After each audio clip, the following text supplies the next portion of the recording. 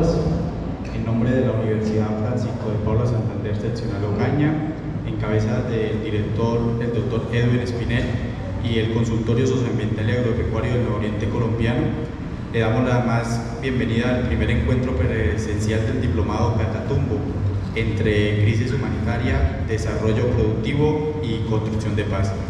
Hoy iniciamos un espacio de diálogo y reflexión colectiva que busca comprender de manera profunda las realidades del Catatumbo, un territorio que ha vivido históricamente diferentes crisis humanitarias y que recientemente, desde el pasado 16 de enero de 2025, enfrenta nuevamente un contexto complejo para las comunidades.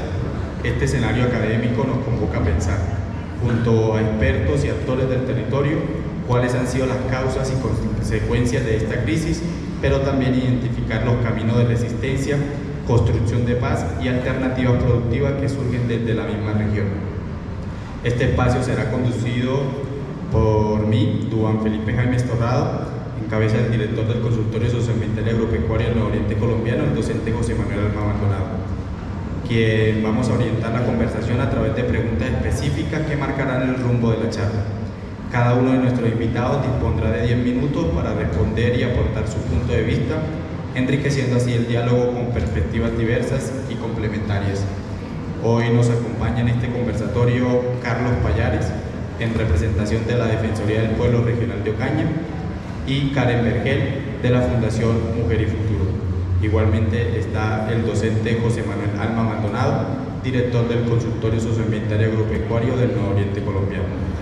A cada uno de ellos le damos el agradecimiento por su presencia y su disposición para compartir con nosotros sus conocimientos, experiencias y reflexiones sobre la situación humanitaria en la región. De igual manera, recordamos a los estudiantes matriculados en el diplomado que, como parte del proceso académico, luego de este encuentro deberán desarrollar en la plataforma una actividad evaluativa que comprende un cuestionario y un análisis basado en las intervenciones de los ponentes. Este ejercicio busca consolidar los aprendizajes de la jornada y fortalecer la capacidad crítica frente a los temas abordados. El diplomado, y en particular este encuentro, es una invitación a reconocer las voces del Catatumbo, a aprender de sus experiencias y a aportar desde el conocimiento y la acción a la transformación de nuestro territorio.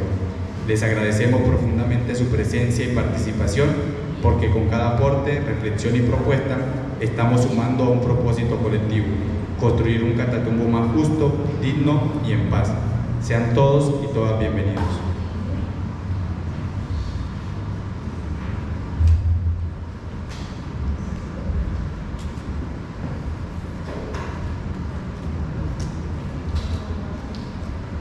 Bueno, antes de comenzar voy a darle la palabra a cada uno para que nos puedan hablar un poco de ellos y de su rol en cada una de las dependencias que hacen parte. Entonces le doy la palabra al señor Carlos Payares para que se presente y nos comente de qué institución hace parte y cuál es su labor dentro de esa institución. Bueno, muy buenas tardes para todos y todas. Mi nombre es Carlos Andrés Payares, soy funcionario de la Defensoría del Pueblo. Extiendo un saludo al señor defensor, estoy en representación de él en este momento. Mi rol dentro de la entidad es justamente el análisis de las situaciones de conflicto armado a través de una delegada que tenemos, que se denomina el Sistema de Alertas Tempranas. Y ese es el trabajo que comúnmente realizamos, lo cual nos mantiene, digámoslo así, muy cercano a la situación que están pasando las comunidades en este momento. Mi profesión es sociólogo, tengo un magíster en desarrollo rural y la mayoría del tiempo he estado trabajando en esta zona con diferentes entidades y actualmente lo hago con la Defensoría del Pueblo. Muchas gracias. Muchas gracias, señor Carlos Payares, por sus palabras. También presento a Karen Vergel, ella hace parte de la Fundación Mujer y Futuro. Muy buenas tardes, Karen. Bueno, buenas tardes para todos y todas. Es un gusto poder acompañarlos acá. Mi nombre es Karen Lorena Vergel Rueda, yo soy la profesional jurídico de la Fundación Mujer y Futuro. La fundación se encuentra principalmente en Bucaramanga, Santander, y en Ocaña estamos desde el año pasado. Nosotros damos respuesta principalmente en la línea de derechos sexuales y reproductivos productivos y vida libre de violencias. Principalmente trabajamos enfocados a la mujer y adicional, teniendo en cuenta el marco del conflicto que se presentó desde enero, en mi cargo reviso toda la situación y análisis de contexto de la crisis del Catatumbo. Muchas gracias, Karen. Y el docente José Manuel Maldonado, director del consultorio, le doy la palabra. Bueno, buenas tardes para todos y todas. Un gusto estar acá. Pedirles disculpas un poco por la demora, pero bueno, digamos que tuvimos problemas también con los invitados. Ustedes saben que ahorita está bloqueado el Tarrita. Teníamos invitados de movimientos sociales que venían desde Cúcuta, no pudieron pasar.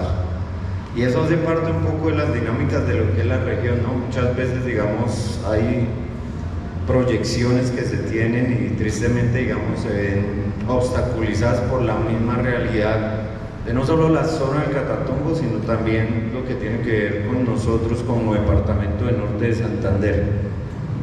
Mi nombre es José Manuel Alba Maldonado, yo soy docente de la Universidad Francisco de Paula Santander y como consultorio socioambiental y agropecuario en el nororiente colombiano venimos trabajando desde el 2019 en la región del Catatumbo, sobre todo haciendo procesos de extensión, de acompañamiento a las comunidades del territorio en lo que tiene que ver con capacitaciones en la parte agrícola, pecuaria, ambiental y social. Pues fruto de esto, digamos, de todo este enlace que tenemos con la región, nace este diplomado que pues esperamos que sea de su agrado y sobre todo que para ustedes como estudiantes y para la comunidad también en general que nos acompaña. Nosotros como Universidad Francisco de Paula Santander tenemos que tener un objeto de estudio y ese objeto de estudio debe ser la región del Catatumbo.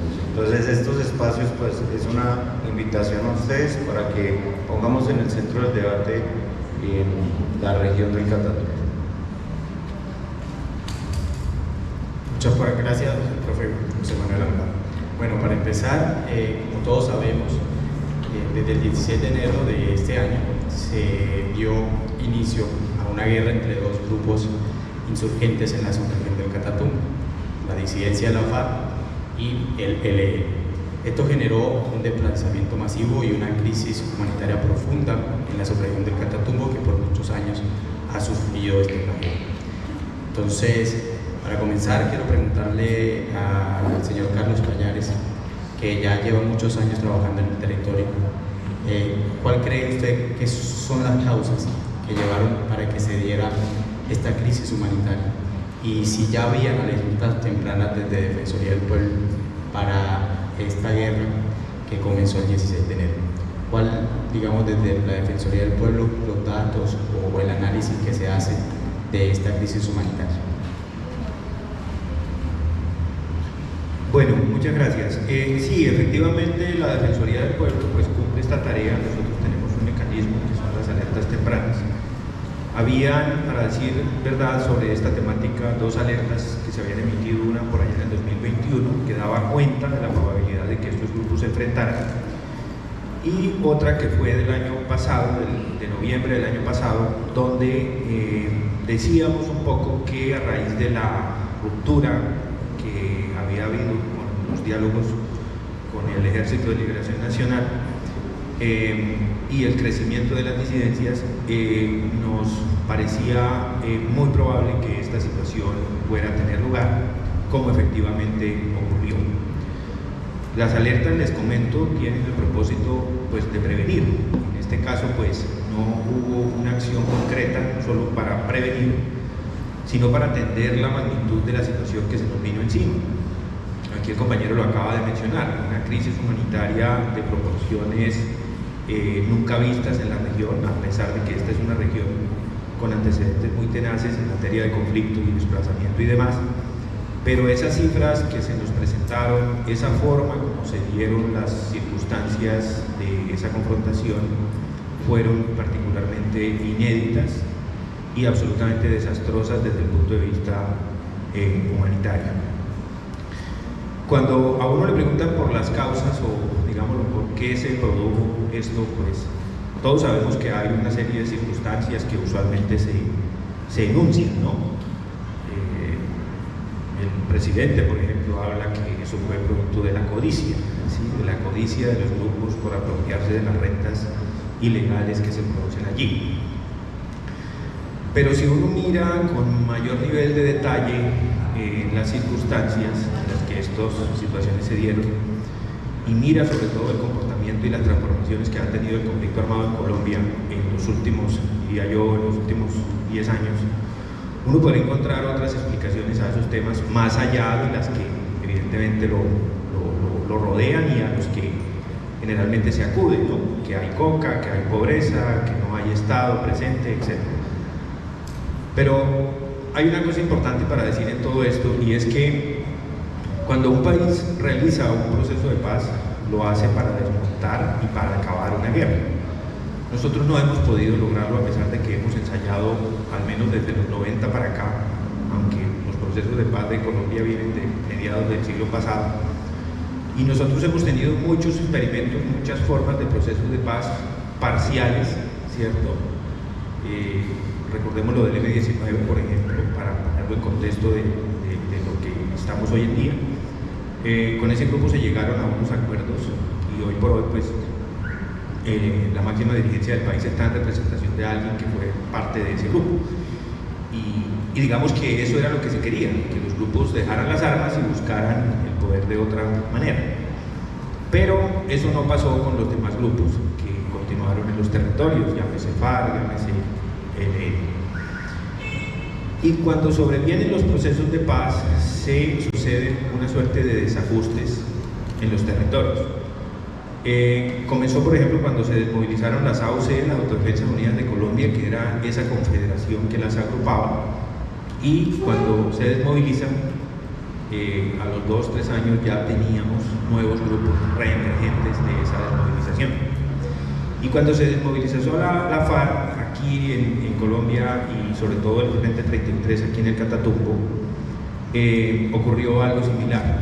Es decir, primero se desató una guerra contra el EPL, recuerden ustedes, en el 2018, y empezaron a surgir unas disidencias que terminaron enfrentadas con el ELN, como ocurrió en enero de este año. Entonces, los grupos armados hoy en día están supremamente atomizados, es decir, ya no obedecen a esas grandes estructuras de mando que eran de corte nacional, como fueron las AUC en su momento o como fueron las FARC en su momento. Eso ya no lo vamos a volver a ver. Y esos grupos se atomizan, es decir, aparecen muchos grupos similares, pero lo peor, y esa es una de las transformaciones más complejas, es que se confrontan entre sí. Es decir, nosotros no habíamos visto en el pasado reciente conflictos entre las mismas guerrillas. Se supone que compartían los mismos principios, la toma del poder por las armas, combatir la oligarquía, etcétera, etcétera. Pero hoy eso no está pasando. Los grupos están cada vez más territorializados, es decir, se adueñan de territorios, llámese el Plateado en el Cauca, llámese la zona del Catatumbo, llámese el sur de Bolívar, llámese el Atlántico Chocuano, llámese Arauca, y a partir de ahí empiezan a ejercer una presión enorme sobre la población civil y una suerte de lo que los estudiosos del conflicto llaman gobernanzas criminales, es decir, mantienen a la población oprimida, pero además tomando decisiones que las tienen que tomar las autoridades. De tal suerte que esos desajustes y esas nuevas formas de transformación del conflicto son también un escenario para explicar lo que nos está ocurriendo aquí y lo que está ocurriendo en otras partes del país. Fíjense ustedes, en el sur de Bolívar están combatiendo las FARC juntas contra las AGC, y las AGC son un reducto que nació de la otrora Autodefensas Unidas de Colombia. De tal suerte que esas transformaciones hay que ponerle mucha atención. Y eso ocurre, no digo que sea culpa del proceso de paz, desde luego, pero ocurre porque los procesos de paz no terminan de desmontar enteramente estos grupos. Y claro, reemergen y reemergen para adueñarse de territorios como los de Catatumbo, que les resultan supremamente estratégicos. Es decir, señor Carlos Payares, que digamos la desmovilización de la FARC deja un vacío de poder en el territorio que genera posteriormente unas disputas por esos vacíos de poder de territorio que anteriormente eran controlados por ellos.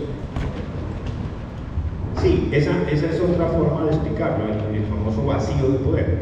Claro, desmontar un ejército como fue las FARC o como fueron las AOC deja en los territorios una suerte de vacío, es decir, pero un vacío que alguien lo quiere llenar. ¿Y quién es ese alguien? Pues estas mismas disidencias que se armaron acá fueron, digamos, miembros del Frente 33 específicamente, que no se alinearon con los acuerdos y que casi que al año siguiente del proceso de paz ya habían empezado a conformarse. Y fíjense ustedes, el ELN hoy dice, con cierto cinismo, nosotros les dimos permiso para que operaran, ¿cierto? Esas son como las posiciones que ellos tienen.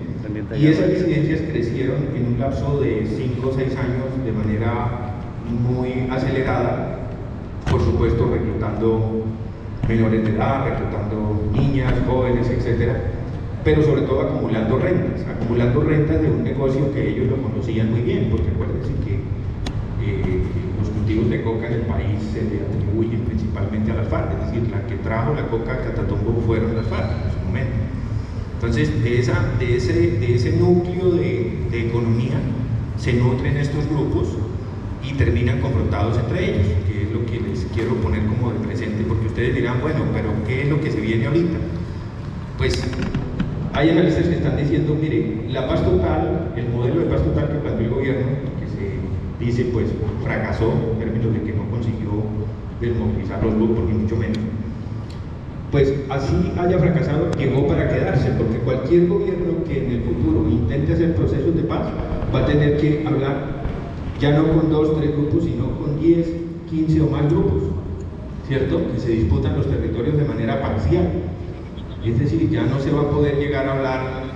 Recuerden que el gobierno le dio estatus político, que es lo que se necesita, digamos, desde el punto de vista legal para entablar un proceso de paz, a un montón de grupos que eran rezagos de las autodefensas de Colombia, de las mismas FARC, del EPL quizás, y de otros grupos, que se cambiaban los nombres, se ponían unos nombres hasta cómicos, que los espartanos, que los chotas, etc. Entonces, eso es de alguna manera lo que está pasando. Los próximos modelos de paz tendrán que transitar paradójicamente por un modelo que fracasó. Eso es bien paradójico. Muchas gracias, señor Carlos. Y en ese hilo de ideas, Karen, con la Fundación Mujer y Futuro, ha trabajado con las víctimas, que es la otra cara de este grupos insurgentes que se enfrentan entre ellos y que no tienen un límite, ¿no? Y afectan a la población civil. ¿Cuáles han sido esas consecuencias que generan de ver mujeres, niños, también hombres? Y desde la Fundación, ¿qué trabajo se ha venido realizando y qué perspectivas han tenido trabajando aquí en Ocaña, que ha sido, digamos, un territorio o un municipio que ha recibido el desplazamiento forzado en la región del Catatumbo? Bueno, pues, como veníamos hablando, para nadie es un secreto que la crisis del Catatumbo no es de ahora, es de hace años. La crisis, sus raíces, su estructura viene de situaciones antepasados que no se han podido controlar. Desde la Fundación Mujer y Futuro hemos evidenciado que esta crisis ha afectado enormemente la situación de las mujeres, porque son quienes más han sido invisibilizadas en todo este tema de la crisis del conflicto. Las organizaciones, las entidades se han centrado sí en dar una respuesta, pero cuando nosotras llegamos a esos sitios donde la gente, los desplazados estaban albergados, pudimos identificar algo, y es que cuando llegamos y preguntamos dónde está el censo de esas comunidades con una perspectiva de género, la respuesta fue no la hicimos, no la tenemos. ¿Qué pasó? Que efectivamente las mujeres fueron invisibilizadas. ¿En qué sentido? Logramos identificar que producto de esos desplazamientos se generaron muchos factores, causas. Sí, ¿qué causas ha generado esta crisis del Catatumbo? Como el compañero ya lo decía, esa lucha de poder, de disputa del territorio, de los cultivos ilícitos y algo de hace años nuevo, que es el oleoducto Caño-Coveñas, que también ha estado en disputa por parte de esos grupos al margen de la ley. Pero dentro de las atenciones que logramos identificar, las mujeres nos pudieron manifestar que fueron víctimas de que sus cuerpos fueron producto utilizados como máquinas, como motines de guerra, que tuvieron que utilizarlos como mecanismo de supervivencia, que sus hijos, sus hijas fueron reclutados. Tuvimos mujeres con múltiples afectaciones, con vulneraciones grandes, donde una sola pasó por violencia sexual, violencia física, violencia psicológica, el asesinato de su pareja, el reclutamiento de su hijo. Entonces el conflicto ha afectado, consideramos que principalmente a las mujeres. También pasaron por separación familiar, desgregación familiar. Producto de eso, muchas mujeres llegaron aquí, llegaron y se separaron, sus esposos las abandonaron y tuvieron que cubrir esas necesidades de mil maneras, entre esas sexo por supervivencia. Eso lo logramos identificar. Adicional, algo importante que nosotros hemos tratado es que desde la FMF nosotros acá damos respuesta en toda la línea de derechos sexuales y reproductivos y vida libre de violencias. Y de pronto para alguien es extraño porque esas personas en Ocaña no estaba preparado para soportar un desplazamiento tan grande. Fueron más de 10.000 personas que se desplazaron y el municipio recibió. Y Ocaña, en los años en los que ha tenido que abordar esos desplazamientos, los desplazamientos no superaban las 300 personas, las 500 personas. Fueron 10.000 personas que el municipio tuvo que afrontar y apoyarse de las organizaciones, de las instituciones. Y ahí fue donde nos encontramos que no había un enfoque de género, la mujer no estaba siendo invisibilizada, las ayudas no estaban siendo repartidas de manera equitativa. Entonces sí logramos identificar que esas causas, que ese producto del conflicto ha afectado principalmente a las mujeres. Es decir, en ese orden las entidades nunca pensaron, y con la historia que tiene el municipio, el tema del desplazamiento, nunca se pensó de que iba a volver a suceder. Aquí al norte de Santander y en Ocaña, la guerra se da cada tantos años y a pesar de eso el Estado nunca piensa en que posiblemente más adelante puede afectar. ¿Qué, digamos, ideas pueden tener las entidades para proteger, por ejemplo, la vulneración de derechos de las mujeres? En este sentido, ¿qué mecanismos se pueden utilizar para poder responder ante esta crisis humanitaria, especialmente a las mujeres? Bueno, hay algo como importante, o sea, más que el tema de que sí, efectivamente el municipio no estaba preparado, digamos que sí se centró en dar una respuesta urgente porque había la necesidad, pero pues en algo mínimo, como por ejemplo diferenciar los baños, que eran hombres, mujeres, que había niños, niñas, que los niños estaban duchando con las niñas, que habían adultos que estaban ahí. Desde lo más mínimo, el ente debe estar preparado ante esas situaciones y ante esas perspectivas de género, porque se presentaron casos de violencia sexual dentro de los albergues, casos de embarazos en adolescentes porque sus progenitores, por decirlo así, fueron quienes accedieron de manera carnal. O sea, ¿por qué? Porque es que esa situación donde las personas están aglomeradas, donde no hay un espacio, donde no se les está brindando tiempo de ocio, donde no se está ocupando la mente, lamentablemente termina en eso. Entonces nosotras intentamos en 3-4 ocasiones que logramos dar respuesta, como que se brindara esa protección a la mujer, en que en esos comités que se llevaron a cabo en la alcaldía manifestarle la importancia de ese enfoque de género y lograr por medio de otras organizaciones que trabajan con los niños, con las niñas. Nosotros trabajamos con las mujeres, pero UNICEF trabaja con los niños y muchas otras organizaciones pudiéramos trabajar articuladamente y brindar una respuesta real, que era lo que en ese momento se necesitaba. Ahora, la crisis persiste. De pronto los desplazados salieron el 27 de agosto, si no soy mal, pero hay una alerta nueva del municipio de Tibú y hay una alerta nueva en convención por la comunidad Bridicaire, que está pasando por una alerta sanitaria en este momento. Entonces, el municipio tiene que seguir respondiendo y hay que seguir generando mecanismos de protección porque la crisis todavía no ha pasado. Muchas gracias a Karen por su intervención. Profe José Manuel, esta crisis humanitaria en el Catatumbo no es la primera y no va a ser tampoco la última. Hay una historia de guerra y hay una historia de crisis humanitarias en la región del Catatumbo. ¿Cuál es el contexto histórico que genera que se den esta crisis humanitaria en el territorio? Bueno, un poco, ¿qué hemos hecho nosotros desde el consultorio? Aparte de hacer extensión, también hemos hecho investigación, como parte, digamos, de la responsabilidad social que tiene la academia. Entonces, lo que uno puede encontrar es que para entender todas estas crisis humanitarias que han habido en la región, uno también tiene que entender un poco la historia que ha habido frente al Catatumbo. Y así encuentra que nosotros tenemos que hablar de crisis humanitarias, porque la historia del Catatumbo, tristemente, la historia de lo que tiene que ver con el siglo XX y siglo XXI, pues ha estado atravesada por crisis humanitarias distintas desde diferentes fenómenos de violencias que se han dado. Entonces, si nosotros cogemos la historia del Catatumbo de lo que es el siglo XX, uno puede encontrar que una primera crisis humanitaria que se da en la región tiene que ver, digamos, con todo el proceso de violencia en torno al petróleo que se dio en esta región. Y eso ahí nosotros nos podemos ubicar más o menos en los 1920, 30, ¿cierto? Y ahí podemos hablar de una primera crisis humanitaria muy fuerte que llevó a un genocidio de la comunidad barí, ¿cierto? Si seguimos ahondando, podemos decir que existió otra crisis humanitaria que está más ligada a la violencia política entre liberales y conservadores, y que esta se da sobre todo, digamos, en municipios como Teorama y el Carmen. Y el Carmen, digamos, es muy común acá el dicho, vaya a robar al Carmen. Eso se da dentro de un contexto de violencia política, ¿cierto? Y allí viene una crisis también humanitaria. Una tercera crisis humanitaria que nosotros hemos podido detectar es una violencia. Empezó a llover y las motos y los cascos están. Entonces, los que tengan. Párame el tiempo ahí.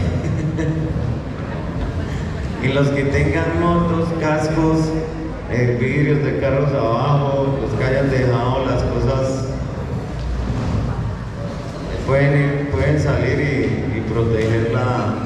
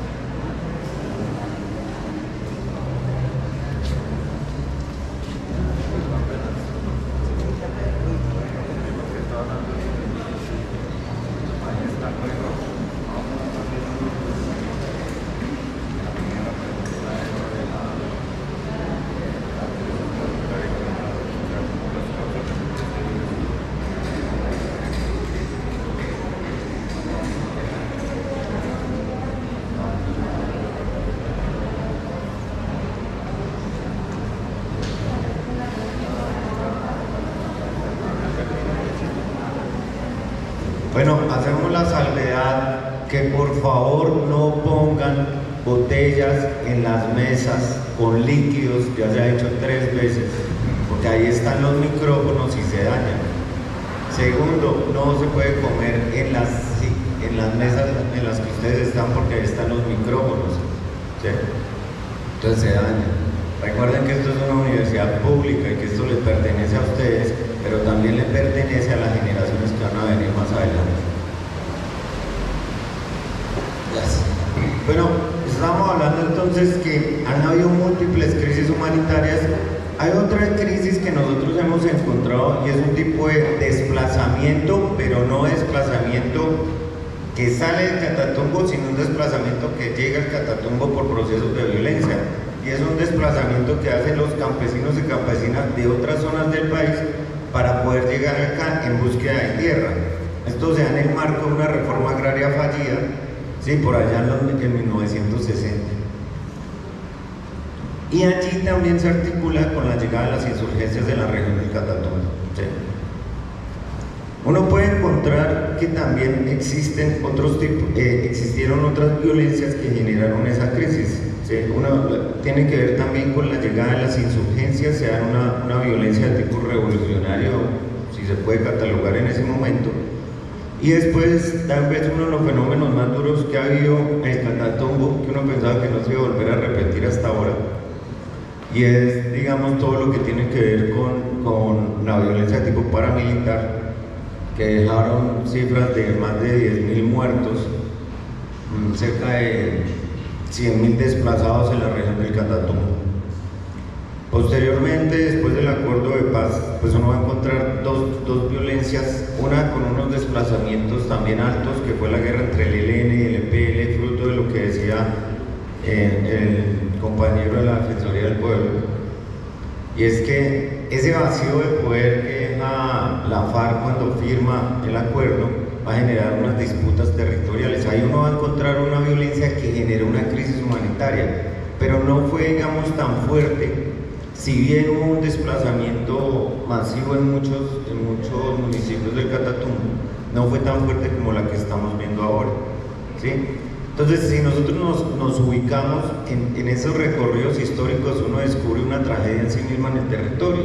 Y es que si vamos a hablar del Catatumbo, tristemente, para entender el Catatumbo, uno tiene que empezar a entender las diversas violencias que se han dado en el territorio, ¿sí? Y cómo cada una de esas violencias tiene unas dinámicas distintas que han configurado diferentes crisis humanitarias. Esta crisis humanitaria en particular pues surge desde el fenómeno que muy bien lo ha comentado acá el compañero de la Defensoría del Pueblo con un análisis muy real de lo que está pasando en la región, ¿cierto? Y sobre todo con conocimiento pues de base al entrar en el territorio, ¿sí? Entonces, para hablar de esta crisis humanitaria y para entenderla, tenemos que entender toda la historia de lo que ha sido el Catatumbo y que ha tenido una transversalidad y es un abandono diferencial del Estado. Nosotros, ¿qué hemos entendido por abandono diferencial del Estado? Pues si nosotros pensamos que en el Catatumbo no hay Estado, pues hay Estado. Lo que pasa es que han habido tipos de Estado, no el Estado social de derecho que se debería requerir para frenar esos diferentes tipos de violencia que se han dado en el territorio. Porque si estuviera el Estado social de derecho, en lugar de un Estado burocrático administrativo, ¿sí? En lugar de un Estado que en algunas épocas se ha centrado más en el aparato militar, pues entonces uno podría estar pensando en que esa presencia del Estado social de derecho con carreteras, con educación, con salud, podría llegar a frenar esas crisis humanitarias que han habido en diferentes momentos históricos. Y acá, digamos, también hay una cosa, y es que lo que dice la compañera de la Fundación Mujer y Futuro, acá hay una cosa clara, y es que aquí no se ha estudiado a fondo la relación que hay entre el conflicto armado y el género en esas dinámicas de violencias. No, hay una deuda por parte de la academia, hay una deuda por parte, digamos, de las instituciones del conocimiento para hacer un análisis con enfoque de género frente a qué ha pasado con las violencias de las mujeres. Porque digamos que la mujer, además de ser botín de guerra en el conflicto, el cuerpo de la mujer, además de ser botín de guerra en el conflicto armado, también muchas veces su cuerpo ha sido instrumentalizado como un arma. ¿Como un arma para qué? Para infiltrar, ¿cierto?, al enemigo, ¿cierto? Ha sido utilizado también, digamos, para generar esa sangre joven que utiliza la guerra para nutrirse, ¿cierto? Entonces ahí hay muchas cosas Nosotros como academia lo que hemos estado viendo es que definitivamente, digamos, falta muchísimo para entender lo que pasa en el Catatumbo y estudiarlo de manera rigurosa. Muchas gracias al profe José Manuel. Nos llegó un panelista más. Él es José Jairo Villamizar, firmante de paz, hijo de la región del Catatumbo. José, bienvenido a este espacio. Él hace parte de una cooperativa de San Calixto que se llama Codepaz y que por medio de esa cooperativa, en el tema agropecuario y agrario, intenta construir paz en una región tan afectada por el conflicto como es la región del Catatumbo. Entonces, José, háblanos un poquito de Codepaz, háblanos un poquito de ti y bienvenido a este espacio. Bueno, primero que todo, muy buenas tardes para todas y todos. Mi nombre es, como lo decía el compañero, José Jairo Villamizar. Soy pues uno firmante del acuerdo de paz, en el cual lo consideramos como una herramienta para construir la paz, mas no era la paz. Es la herramienta que en las cuales pues, queremos hablarles a la nueva generación, que aún no han conocido realmente qué ha sido el conflicto en Colombia. Bueno, mi nombre, como decía José Jairo Villamizar Manrique, pues sobraría, pero debo decirlo, mi deber moral, con la experiencia de 27 años en el actor armado. Tuve la oportunidad de conocer, o tengo la oportunidad de conocer el Catatumbo de cuadro en cuadro. Hoy en día quiero hablarle de Codepaz.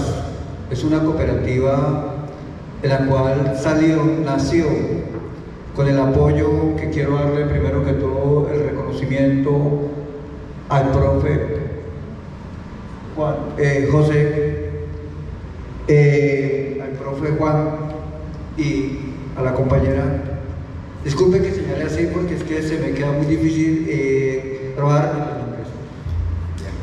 Diana, bueno, que ha sido una de, digámoslo, de nuestra fortaleza, porque nosotros pues salir desde una fuerza insurgente, perseguida por aeronaves, por toda la guerra de cuarta generación mediática, es complejo, ¿cierto? O sea, una cosa es el deseo y otra cosa es la materialidad, materializar con la realidad concreta. Cuando muchos de nuestros compañeros y compañeras es guerrilleros, digámoslo así, firmante del acuerdo de paz, le da miedo enfrentarse a la sociedad, porque usted sabe que Dilce, de 12 años, que me tocó por muchas diferencias que queremos que ustedes, a esta nueva generación, empezando desde una niña que tengo de 10 años, que siempre le hablo con la realidad, a enfrentarse a una guerra no es fácil. Y muchos no la han comprendido ni la llegarán a comprender si no somos capaces de hablarle con la realidad y la franqueza, aunque eso a veces también perfila riesgos, ¿cierto? Porque yo atreverme a hablar aquí, ¿cuál es la crisis? Que es la pregunta real, la crisis humanitaria que ha generado estos conflictos, que ya pues no lo voy a repetir, porque el profe lo repitió. Digamos, el Catatumbo empezó a sufrir una crisis humanitaria desde 1919, ¿sí? Cuando prácticamente son agredidos aquellos, nuestros ancestros y nuestros padres de generación, que son los indígenas, que fueron despojados de las tierras. Desde ahí comienza la crisis humanitaria, ¿cierto? Ya no a este escenario civilizado que a veces nosotros, mal nombrado, digámoslo así, a veces que civilizado, pero es la realidad. Desde ahí comienza la crisis, pero considero que una de las crisis fue una crisis compleja desde el 29 de mayo de 1996, que desde ahí, siendo un joven, muy joven, me tocó empezar a enfrentar la situación, la oleada paramilitar, que fue con mucho respeto, y tengo que decirlo, que perfiló mi vida. Uno, a resistir en mi lucha insurgente. Dos, a comprender la realidad desde cuánto debería apostarle a la paz. Porque soy, lo he dicho, profe, siempre lo he dicho y quiero compartirlo con esta generación. Fue uno de los arrogantes a no ir a un proceso de paz cuando comenzó en el 2000, prácticamente los diálogos exploratorios, ¿cierto? Pero gracias a una oportunidad que me dio la vida, que fue relacionarme aún más con la población, con las comunidades, con aquellos que estaban viviendo el conflicto, y entendí, comprendí lo que enseñaba nuestro líder máximo, Manuel Marulanda Vélez, que lamentable no alcanzó a llegar al proceso de paz. Que los que más llevaban dentro del conflicto y una guerra era la sociedad civil, la sociedad que no tenía armas, que no estaba orientada directamente, ¿cierto? O sea, porque un militar, sea un soldado, sea un insurgente, él tiene su orientación cómo defenderse. Cuando una nueva generación sabe sus acciones o sus planes de acciones, mientras que nosotros, o digamos, ya la sociedad civil no sabe. O sea, en estos momentos, ninguno de ustedes, ni yo, que yo soy de la sociedad civil, ¿cierto?, puedo saber qué estén planeando frente a una acción militar. Entonces, esa crisis humanitaria es que la que más consideramos que va a ser más compleja y ha sido más compleja es esta crisis que se ha generado entre dos actores con su misma visión, que dice ser revolucionario, con la misma sociedad de las comunidades reales. Me dicen, sí, ya. Bueno, entonces es una de las crisis más complejas y humanitarias porque es entre familias con familia. Lamentable, suena duro decirlo así. Pero si aquí, por ejemplo, se enfrenta una fuerza insurgente con la fuerza pública del Estado, que es legal, son militares, son personas que vienen de otro lado, es muy difícil saber quién es quién frente a un lado al otro, ¿cierto? Pero hay otra más compleja, más temorosa, que yo lo viví, y gracias, profe, en esos momentos que definía una decisión: me hago matar acá para defender nuestro proyecto, porque no soy de acá directamente, nacido y criado en el Catatumbo, soy de Santa Rosa Sur de Bolívar, donde la gente pues un poquito como más rebelde, dice uno, que de pronto se ha tenido un coraje que lamentable ha faltado en el Catatumbo de sentar los actores armados, a como en un momento Santa Rosa lo ha hecho, ¿cierto? Pero amo el Catatumbo porque la verdad que fue la región donde jugué mi vida muchos años. Y fue la región, y es la región que amo y adoro lo más extraño de mi alma. ¿Por qué? Porque fue donde empecé a ver la realidad de la guerra. Fue la que muchos me cargaron al hombro, remendado. Y por eso le debo históricamente, y siempre lo he dicho en todos los escenarios que hoy, le seguiré apostando a la paz por encima de lo más sagrado que le dan los padres a unos, que es la vida, ¿cierto? Porque estoy convencido que muchos de mis compañeros y compañeras que le han tocado dar la vida después de salir de un micrófono, le ha costado, pero yo sé que así en Colombia le ha costado la vida a muchísimos más. Y que esta crisis o este conflicto se puede solucionar consiguiendo jóvenes, hombres y mujeres comprometidos y salidos desde esta universidad, porque así lo he comprendido, así me he encontrado en muchos escenarios apostándole a la paz, construyendo territorio, porque cuántos de aquellas campesinas y campesinos aledaños de los rincones de estos municipios como Yacarí y San Calixto, que inclusive todavía le toca que seguir llevando sus productos, sacando sus productos y llevando sus alimentos al hombro, no conocen la realidad de este conflicto. y no conocen, creen, y es la presa más fácil, porque es que yo nunca lo he dicho siempre en todos los escenarios, ustedes jóvenes son los que más son la petición para los conflictos, porque no he visto, y lo digo desde mi realidad concreta, a alguien conquistándose a un abuelo, a una persona, a un individuo de 50 años para ir al conflicto. Esta es la nueva generación. Y es lo que a nosotros, yo personalmente lo digo desde mi escenario, lo he dicho, cueste lo que me cueste, debemos de decirlo. Eso sería. Y otro puntico, compañeros y compañeras, es que uno de los temas más complejos es que aquellos jóvenes campesinos, si ustedes ponen, yo siempre le pongo ese ejemplo a mi hijo, y por eso no lo permito y nunca lo permitiré. Si usted pone un poco de juguetes al medio de 3, 4 niños, pero si entre esos juguetes ponen un arma, créanme, los niños le echan mano al arma.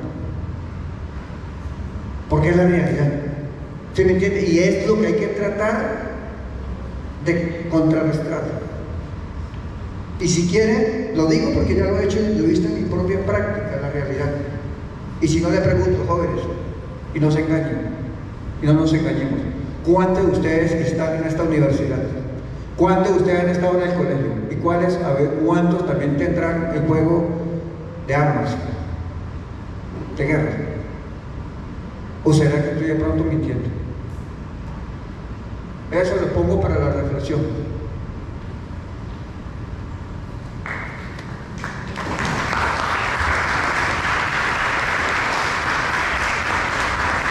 Muchas gracias a José Jairo Villamizar por su intervención. En ese orden de ideas, retomando unas ideas que dejó Carlos, ¿cuáles han sido, digamos, en ese análisis de esta crisis humanitaria, los municipios más afectados o donde la escala de violencia se ha visto más afectada en esta crisis humanitaria que comenzó el 17 de enero? ¿Y de qué manera estos municipios, por qué estos municipios han sido como los más afectados? Bueno, recientemente la Defensoría del Pueblo hizo un informe que fue presentado en la ciudad de Cúcuta por la señora defensora, la doctora Irene Marín, donde daba cuenta 4 meses después de iniciada la confrontación, como de una suerte de balance de en qué se estaba, no solamente en temas de respuesta humanitaria, que dicho sea de paso, pues sobrepasó a todos, sino también de las afectaciones, ¿cierto?, que se estaban produciendo y más o menos hacia dónde tendía un poco el desarrollo de este conflicto. Pues si uno lo mira desde el punto de vista geográfico, yo pensaría que los municipios que resultaron en un primer momento más afectados fueron Teorama, sobre todo las cabeceras corregidentales de San Pablo, de Cacerrío, la zona de la Cecilia, San Juancito. Y pues porque digamos que la estrategia, supone uno, estaba planeada de una suerte de asalto a las posiciones que estaban ahí de las disidencias. Posteriormente, porque se trataba de una suerte de expulsión de este grupo del territorio, pues los demás municipios se fueron viendo afectados de manera subsiguiente. En el caso de San Calixto, por ejemplo, y a medida que la confrontación se fue configurando y, digámoslo así, se fueron estableciendo puntos ya de resistencia por parte de las FARC, pues hoy incluso tenemos hoy por hoy pues como los centros de confrontación más fuertes que están entre Tibú y el Tara. Los corregimientos de Filebringo, Ború, por ejemplo, son hoy de alguna manera la línea de fuego más intensa, y por ende donde ese rigor del que hablaba Yair, que recae principalmente sobre el civil, que no tiene un fusil y que no está entrenado para la guerra, pues eso lo estamos viendo allá, es decir, casas absolutamente deshabitadas, el escenario, ustedes que estudian ciencias agropecuarias y del medio ambiente, pues la afectación que hay también a los animales, ¿no? A los animales de corral, a los árboles en las vías, las vacas desperdigadas, los perros, etc. Eso es un escenario bastante desolador. En estos días alguien hizo un recuento o llamó la atención de los animales domésticos a propósito de la guerra de Ucrania, ¿sí? De cómo pues todos estos animales están quedando por ahí desperdigados y nadie se ocupa de ellos. De tal suerte que en términos geográficos yo pensaría que la guerra, digamos, corrió de esa manera. Sin embargo, nosotros no solamente podemos mirar el escenario de la confrontación que se vive en términos de los muertos y los desplazados y la destrucción de los drones. Hay una suerte de afectaciones que ocurren, si se quiere, de manera silenciosa, pero no por eso son menos letales.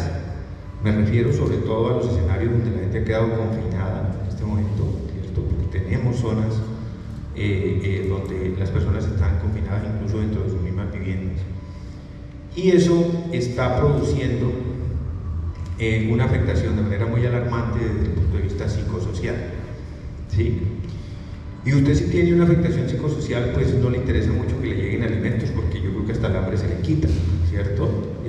Hay que hacer un enorme esfuerzo, y lo decía aquí la compañera en su intervención, porque esa afectación psicosocial está recayendo sobre poblaciones que son extremadamente vulnerables. Me refiero a los niños y sobre todo a las mujeres.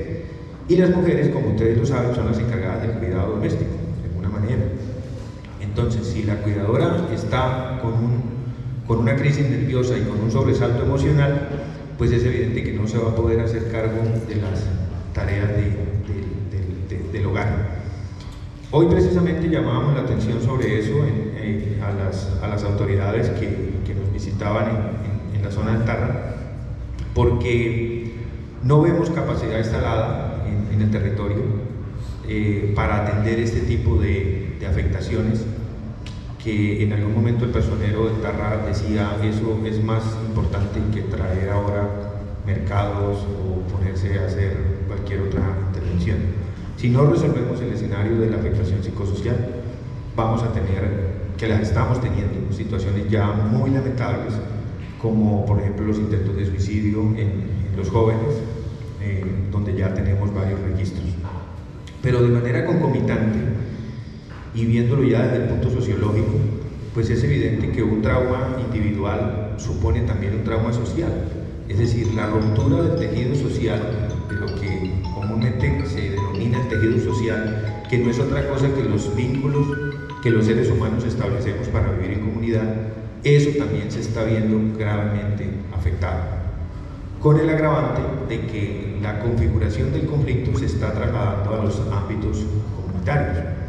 No solamente pues se les está estigmatizando a las personas donde hay un grupo armado de lado y lado, sino que eso, y esto es muy pero muy preocupante, se está trasladando incluso a las aulas de clase. Es decir, los chicos dentro de las aulas de clases están ya unos y otros señalándose, bien porque sacaron a su papá del territorio, bien porque le asesinaron a un amigo, un conocido, etc.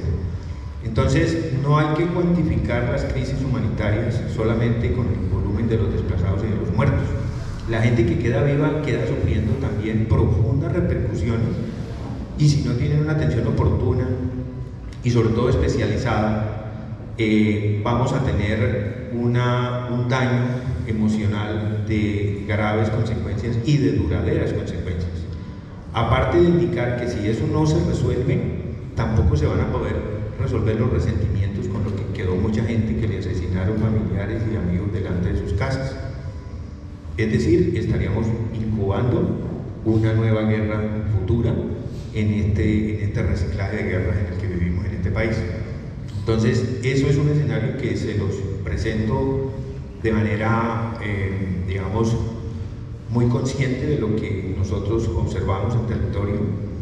Generalmente, pues, estamos acudiendo con la ONU y con la Iglesia Católica, pero digamos que los profesores, los docentes que están allí en este momento, se están viendo muy agobiados porque ellos no tienen herramientas, no tienen capacidades instaladas en sus colegios para manejar este tipo de situaciones.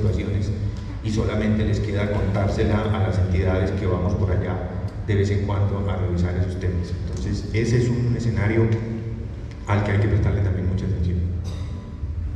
Así es, Carlos.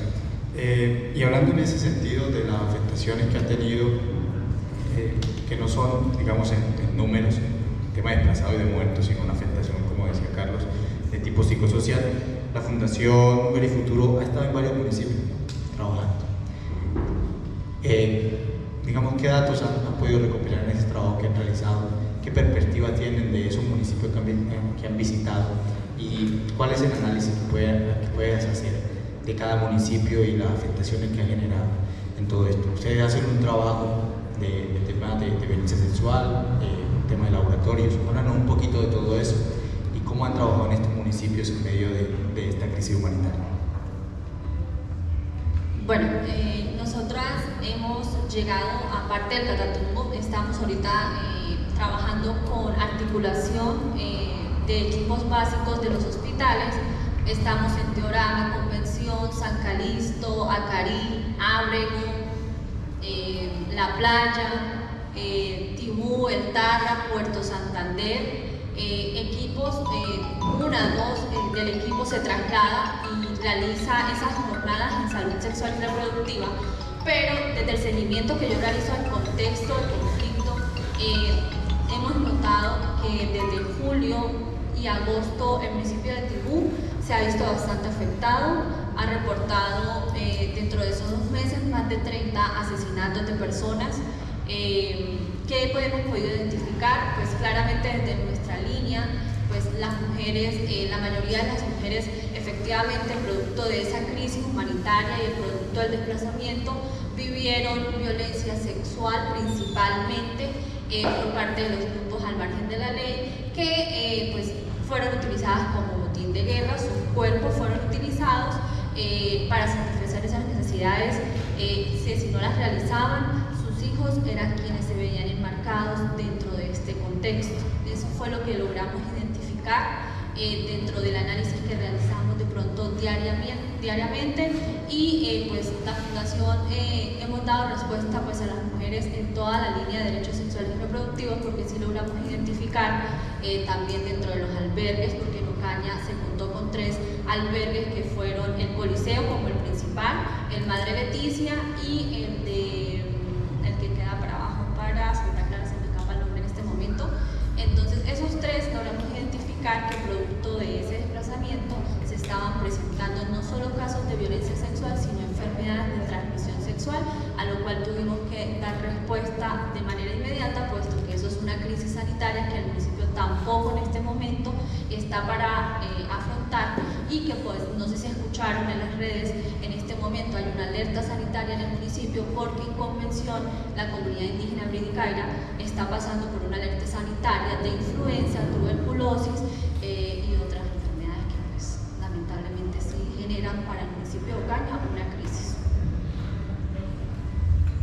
Karen, y en ese sentido, un tema que tocamos también es el rol de la mujer en el Catatumbo. ¿Qué perspectiva tienes de la mujer en el Catatumbo? ¿Qué afectaciones han tenido en medio de todo esto? Como decía José Jairo, es una guerra entre familias, ¿no? Y muchas madres, lamentablemente, deben esperar la noticia de que 2 de sus hijos estén enfrentándose uno a otro. ¿Qué análisis tiene de la mujer del Catatumbo y digamos, qué afectaciones han tenido en su vida a lo largo de todo este tiempo? Bueno, la mujer en sí pues creo que cumple un rol fundamental en el hogar. Como lo decía el compañero, las mujeres independientemente de que tuvieron que pasar por el asesinato de su pareja, por el asesinato de alguno de sus hijos, pues tuvieron que continuar su vida porque tenían más familias. Muchas mujeres llegaron al municipio de Ocaña y tuvieron que pasar no solo porque dentro del trayecto de esa movilidad humana sufrieron dentro de eso confinamiento, en el desplazamiento quedaron en medio de enfrentamientos y producto de ese enfrentamiento tuvieron pérdidas familiares, cuando llegaron acá afrontaron separaciones familiares, tuvieron que afrontar no solo ese desplazamiento, perderlo todo, sino que afrontar que quedaban solas, por decirlo así, con sus hijos porque sus esposos se fueron del municipio y las dejaron acá. Tuvimos caso de una mujer en la que, una menor de edad, en la que ya convivía con su pareja en un municipio, porque llega a Ocaña, producto de desplazamiento del asesinato de su pareja. Los grupos armados llegan, la sacan a ella, asesinan a su pareja delante de ella, y no bastar con eso, generan violencia sexual sobre ella. Entonces tuvo que pasar por todo eso. Entonces sí hemos identificado que la mujer del Catatumbo y la mujer en general creo que es fuerte, afronta grandes vulnerabilidades, muchas, pero digamos que yo creo que el hogar se conforma principalmente en la mujer. La labor de cuidado, que no es remunerada en Colombia, que es de las labores menos visibilizadas y menos agradecidas, porque es la labor más pesada y la menos remunerada.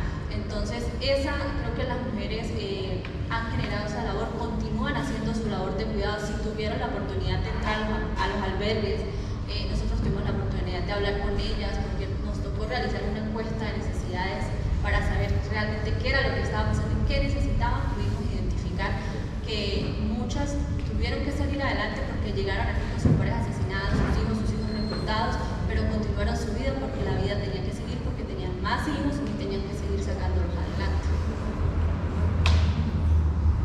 Muchas gracias, Karen, por tu intervención. Profe José Manuel, hablando de ese análisis que tocaba Carlos, de los municipios como que más afectados, el municipio de Tibú, ¿cierto? Que hay un número considerable de hectáreas de hoja de coca sembradas. Esto tiene correlación, los cultivos de hoja de coca, y también que históricamente esa parte del Catatumbo también históricamente había sido ocupada por las extintas FARC. ¿Cuál es el análisis histórico que se puede hacer de estos municipios que fueron los que tuvieron, digamos, más presencia conflictiva en medio de esta crisis? Pues a ver, nosotros hicimos una investigación acerca de cómo llegan las insurgencias al territorio. Digamos que la ubicación de la FARC se da precisamente en el Catatumbo Bajo, ¿cierto? Lo que tiene que ver con la zona de Tibú, la Gabarra. La FARC entra más o menos en 1979 a esta zona, ¿sí? Con cuadros del Partido Comunista, y pues van haciendo algún trabajo social, y más o menos a mediados de los 80 ya empiezan a hacer presencia con hombres en armas. Y yo creo que no es gratuito que si hoy se analiza dónde está concentrado la violencia, pues es que uno encuentra que precisamente está en esa zona, es decir, la zona donde históricamente ha tenido presencia la FARC, o donde nace, ¿cierto? Donde nace la FARC es donde hoy pues se han concentrado los combates muy fuertes. La llegada del ELN en el Catatumbo nosotros la tenemos identificada más o menos a finales de los 70, ¿sí? Que es la insurgencia más antigua del Catatumbo, precisamente es el ELN, después llega el EPL. Pero algo que toca el compañero de la Defensoría, el doctor Pallares, pues es un poco, hay algo bien interesante pues desde un fenómeno académico, y es el confinamiento, ¿cierto? Y también es algo que no se ha estudiado, y no se ha estudiado porque es que hablar de confinamiento es remitirse casi a que usted tiene que estar, como su nombre lo dice, confinado en un territorio, ¿cierto? Entonces, si uno analiza académicamente lo que es el confinamiento, uno se puede remitir como a los orígenes de eso, del confinamiento moderno, y uno necesariamente tiene que ubicarse en el nazismo, ¿sí? En los campos de concentración de Hitler. Y es que usted lo encierran, ¿cierto? Y allí hay unos procesos que se dan en esos confinamientos. Entonces, una de las personas que estudian precisamente ese fenómeno de confinamiento es una filósofa, precisamente. Es una filósofa judía que se llama Hannah Arendt. Y Hannah Arendt, digamos, tiene dos libros, uno que es El estudio del totalitarismo y el otro que se llama La banalidad del mal. La banalidad del mal, ¿por qué? Porque los nazis, cuando son llevados al juicio de Nuremberg, los nazis lo que dicen es que yo estaba obedeciendo órdenes. Y Hannah Arendt empieza a estudiar eso de la banalidad del mal, ¿cierto?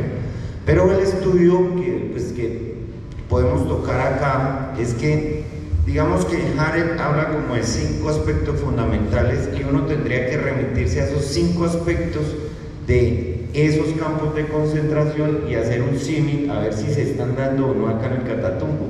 Si podemos empezar a pensar que todo el Catatumbo se nos está volviendo un campo de concentración, ¿cierto? O si no, tal vez, o si podemos hablar es que hay zonas de confinamiento donde pese a que no hay, digamos, una estructura cerrada, sí está un impedimento a que las personas que están allá puedan realizar su vida normal. Entonces Harel tiene 5 puntos. Uno es el totalitarismo. Entonces ya ahí se vea, para que haya un campo de concentración tiene que haber totalitarismo. ¿Y qué es lo primero del totalitarismo? La destrucción de cualquier forma de oposición. La destrucción de cualquier forma de oposición. Es decir, habría que pensar si en este momento el Catatumbo y en esas zonas donde hay confinamiento hay capacidad de hacer oposición. Y si no, pues empezamos a chullar. ¿Cierto? 2. La deshumanización radical, ¿cierto? Y la deshumanización radical es destruir la condición humana. Es decir, el otro, el que piensa distinto a mí, ¿sí?, deja de ser humano. La tercera condición es la cosificación de la persona. El otro que piensa distinto a mí deja de ser humano y se convierte en cosa. Y entonces uno se pone a pensar, madre, esto tiene como una relación a lo que decía Hannah Arendt sobre los campos de concentración, pese a que hoy no hablamos de un campo de concentración con rejas, así como en la película El niño con la pijama de rayas, que no sé si ustedes se las han visto, ¿cierto? Pero pese a que no tenemos esa estructura que no nos deja salir, tal vez esas condiciones sí se están dando. Sí, la cuarta es un espacio fuera del derecho. Entonces, como el otro es cosa, no tiene derechos, porque los derechos están ligados es al sujeto político, los derechos están ligados es a la persona. Y la quinta, que es como la más dura, es la destrucción del alma, que es un poco lo que el compañero de la Defensoría y la compañera de la Fundación Mujer y Futuro, y es en qué condiciones se empieza a estar en el territorio y si podemos llegar a hablar, como decía Hannah Arendt, de la destrucción del alma dentro del territorio. ¿Sí? Entonces, esto tendríamos que pensarlo desde la historia, desde la filosofía, desde el derecho, y digamos, la pregunta que debe estar en ustedes como estudiantes de la Facultad de Ciencias Agrarias que están en Ocaña, ¿cierto? Que están en Ocaña, y pensar si Ocaña es de parte del Catatumbo, cuál es la responsabilidad social que ustedes tienen, porque es que ustedes están dentro de una universidad pública departamental, y esa universidad pública departamental la está pagando toda la gente del territorio, para que ustedes puedan estar aquí, puedan estar en la universidad y puedan tener la condición de estudiantes. Muchas gracias al profesor José Manuel. Y en ese sentido, José Jairo, ¿cuál es el panorama de la región del Catatumbo? Vos que estás allá presente en el territorio, ¿qué dicen las personas, las comunidades que son las más afectadas en medio de esta afectación del conflicto? ¿Se ha recrudecido la guerra? ¿Ha disminuido? ¿O cuál es el panorama en medio de la región del Catatumbo?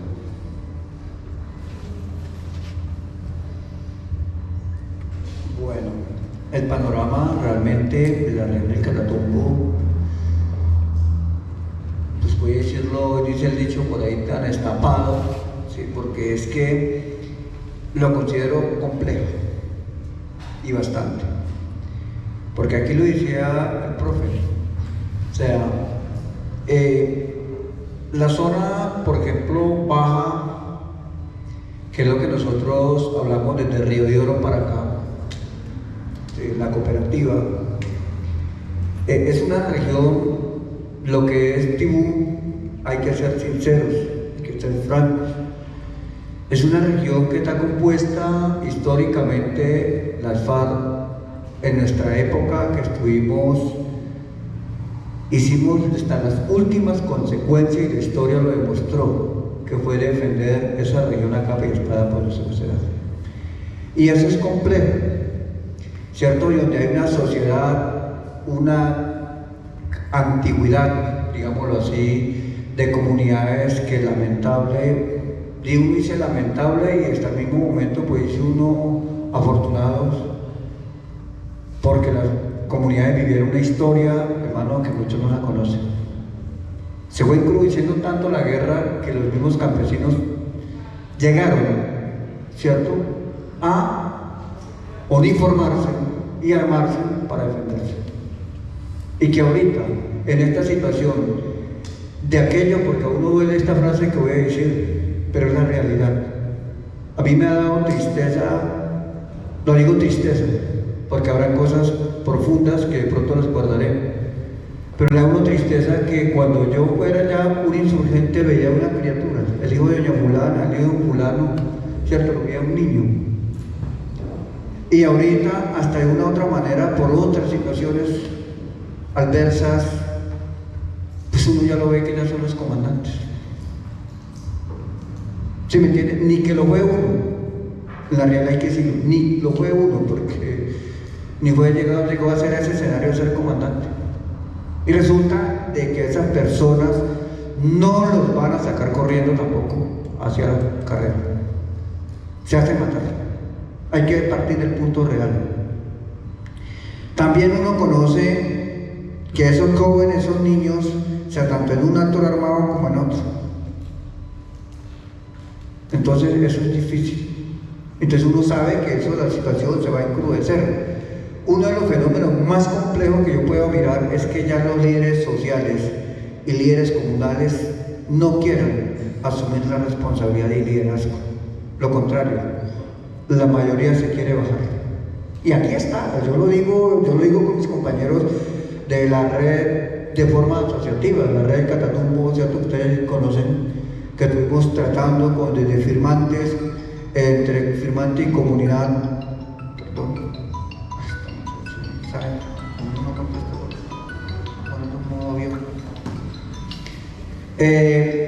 Y que duramos, en la realidad sabemos cómo llegarle también al actor armado y decirle, oigan señores, sus principios están perdidos, realmente qué van a hacer, y no son capaces o no somos capaces.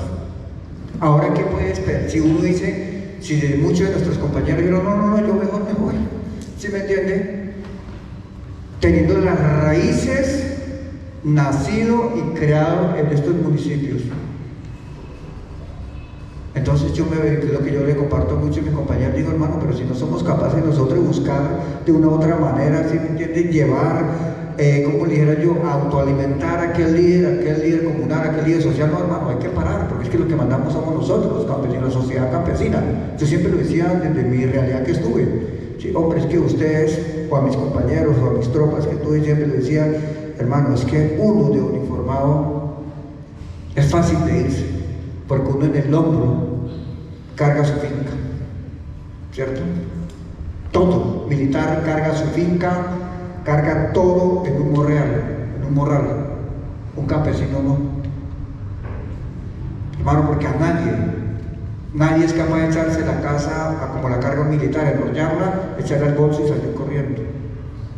Un campesino no, un campesino que tiene su finca, que tiene sus cultivos, que tiene todos sus animales, no puede hacerlo. Un armado sí lo hace, porque en su morral carga su comida, en su morral carga su cama, en su morral carga para defenderse la vida, bueno, pero el campesino no. Y tiene una estructura, ¿cierto? Una estructura que lo guía, organizacional se nombra eso. Mientras que un pobre campesino de una comunidad no. Y eso realmente preocupa duro, con contundencia. La gente se la va metiendo, que es una situación compleja. Prefiere, lo decía yo en algún momento, y los profes testigos que en algún momento yo lo dije, es que a mí me da tristeza y dolor tener que dar mis animales, que ellos vienen a la voluntad mía, ¿cierto? Ellos viven, si yo trabajo, les puedo echar comida, los puedo mantener. Estoy seguro que así le pasa, porque así hemos hablado con muchísimos que cuando tocaban el tema de mujer, de género, de femenina, que son las que más les duele, porque son las que siempre uno de hombre casi poco le echa comida al animalito, a su mascota, pero resulta que a ellas sí. Esa es la realidad que uno considera que puede ser tan compleja. Y voy a decirlo así en concreto: usted se va para Cari, vea, uno de Caripaz, compañera que fue, inmediatamente me dijo: no, Jair, yo no me meto más para allá. ¿Sí me entiende? Porque pasa esto, mucho retén, mucha situación, hay mucha presencia, se ve que las cosas están comentando, y es la verdad. Siempre hay un dicho que dice, y es una realidad en la guerra: no te preocupes en la sorpresa, preocúpate en la reacción, la contrarreacción, que es la más compleja.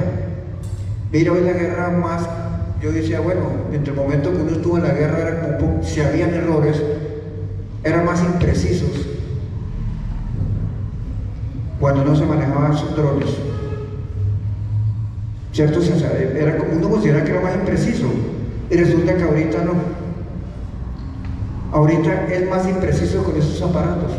Y escúchame una frase que voy a tirar aquí: uno quisiera que si la guerra se iba a seguir, como me decía un cura, un padre en el momento que estuve, como en la época de los diálogos, que me tocó ir a bajar la cara por alguna situación en San Calixto, donde hubo la situación más compleja de una niña y una pareja que fue, digámoslo, destruida por un artefacto explosivo, por un cilindro, que es la cuestión más dura que nosotros sentimos en la guerra, la red de Catatumbo.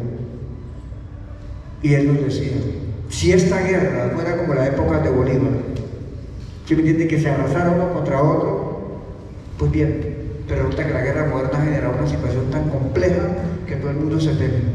Entonces eso es algo que está en el panorama así de complejo, ¿sí? Porque es que ya no sienten, nadie, uno le invita a otro, bueno, pero no, porque hoy en día este conflicto es un conflicto complejo que resulta en los muertos y nadie quiere responder a ser responsable de quién es.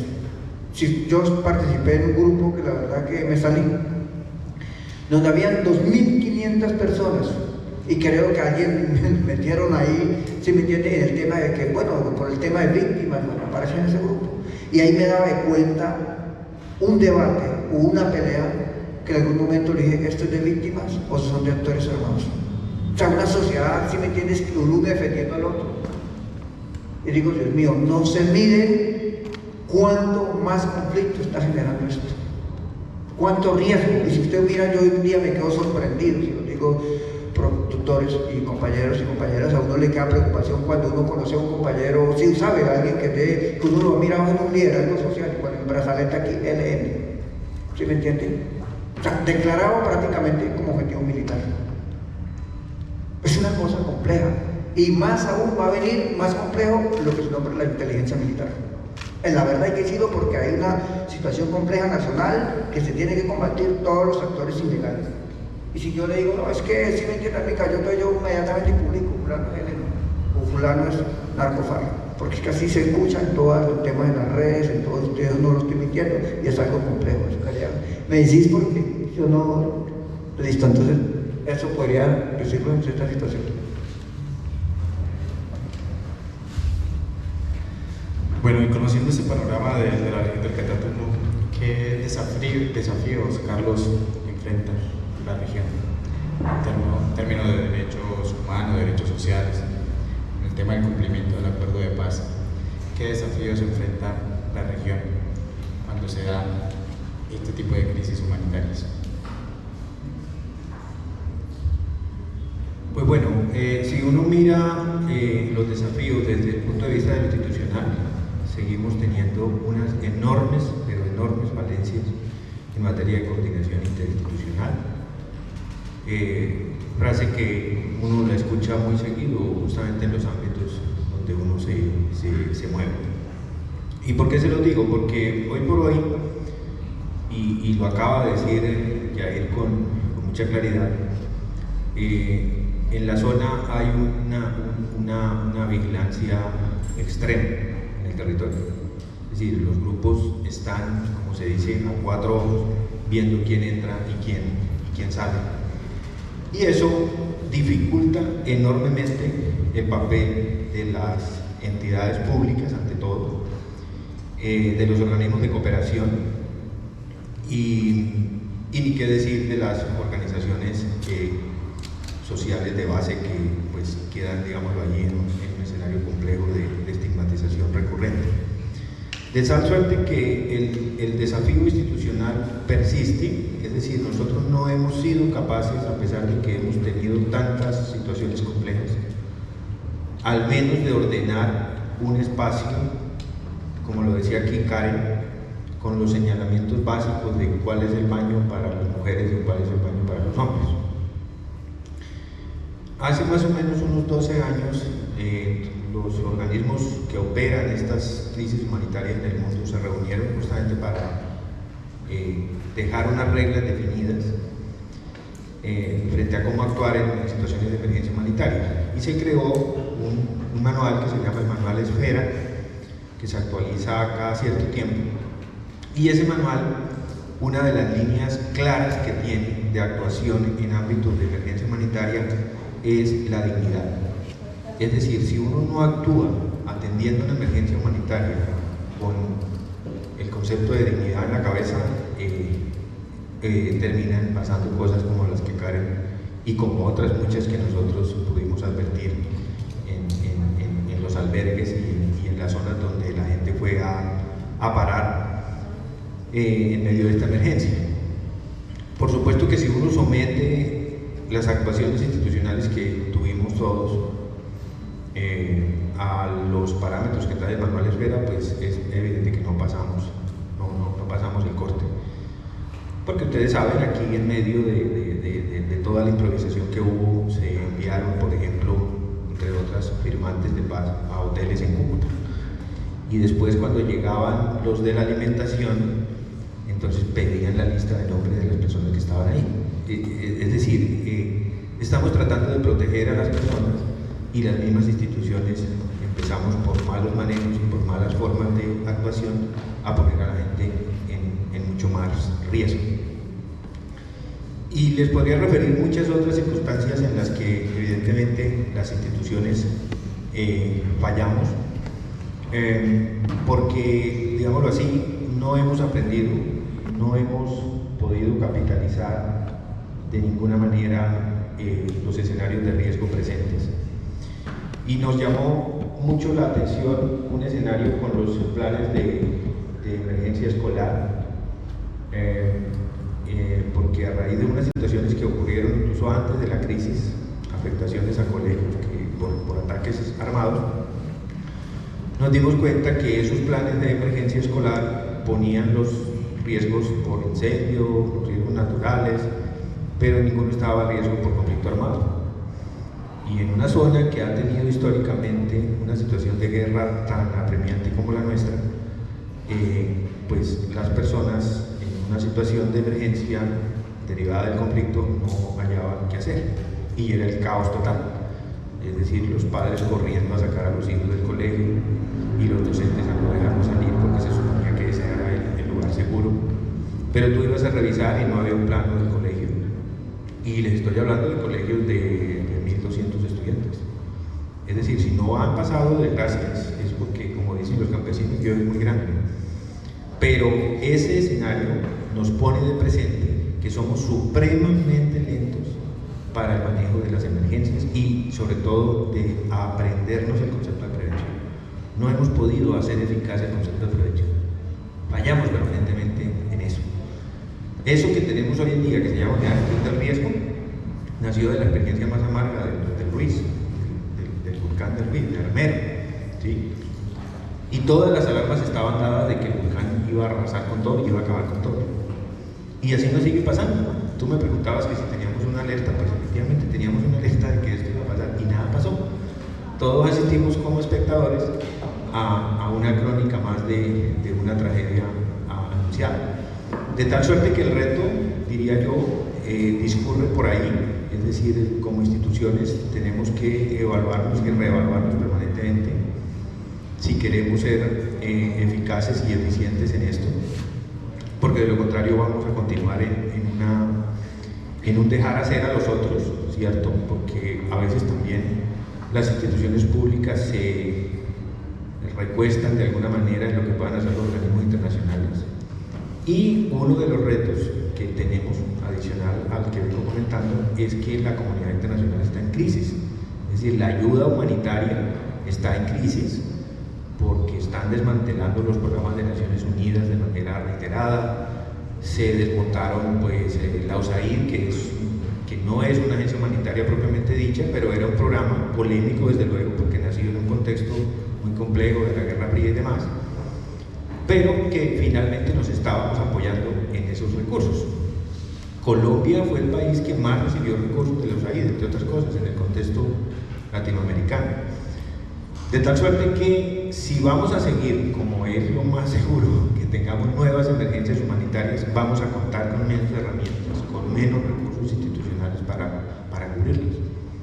Ustedes vanamente le preguntan a un alcalde cuánto es el presupuesto para el plan de atención de emergencias y es cero, porque ya se lo gastaron en el escenario de la emergencia. Y termino con esto.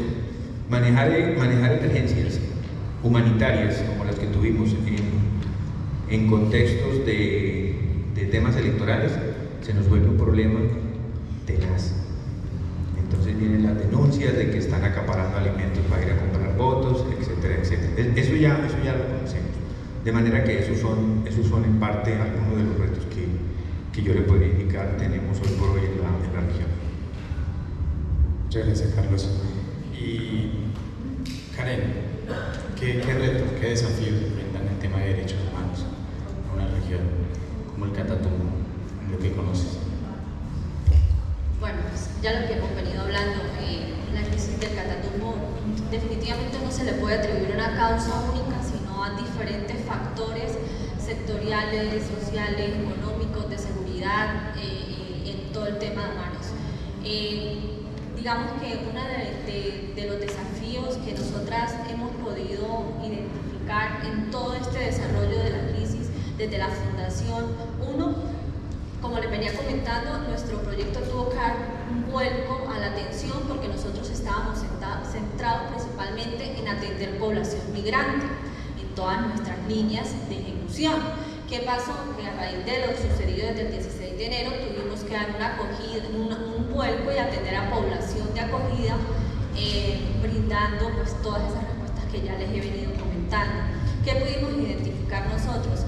Que pues, la causa no solo era el tema del tema de la lucha de poder en los territorios a causa de estos grupos, sino que también había una inestabilidad del Estado, una debilidad del Estado y una ausencia del Estado. No había una voluntad por parte del Estado para querer afrontar esta crisis y las organizaciones, las fundaciones, las instituciones tuvimos que responder, dar una respuesta unitaria. Eso sí, siempre hemos aclarado que nosotros como fundación, como organización, no debemos cumplir o no cumplimos la labor que debería estar cumpliendo el Estado. Por eso el municipio de Ocaña se vio, digámoslo, colapsado porque pues, digamos que nosotros desde la fundación tratamos con las comunidades a las que llegamos de dejarles capacidades instaladas. Uno, porque ante una crisis los primeros respondientes son las comunidades. Sí, ellos son los que se conocen, saben cómo se van a agrupar, saben quiénes pueden hacer estas labores, cuáles labores, y son los que se dividen y se conocen. Entonces siempre tratamos de generar esas capacidades instaladas en las comunidades. Ahora, respecto a los desafíos que nosotros logramos identificar, encontramos, uno, afrontar la trata de personas y la violencia sexual que vivieron las mujeres producto del desplazamiento. Dos, como lo decía el compañero de la Defensoría, por lo menos hasta hace, yo creo que más o menos 3 meses, se hizo el ELC, que es el Equipo Local de Coordinación. Allí, todas las organizaciones que estamos presentes en el territorio nos reunimos mensualmente. ¿Por qué? Porque se presentó algo y era la duplicidad de servicios. Entonces, llegábamos el día tal al albergue tal y ya había otra fundación o otra organización ofreciendo los mismos servicios. ¿Qué hacíamos? Acciones con daño. Reutilizábamos a las personas a que estábamos atendiendo.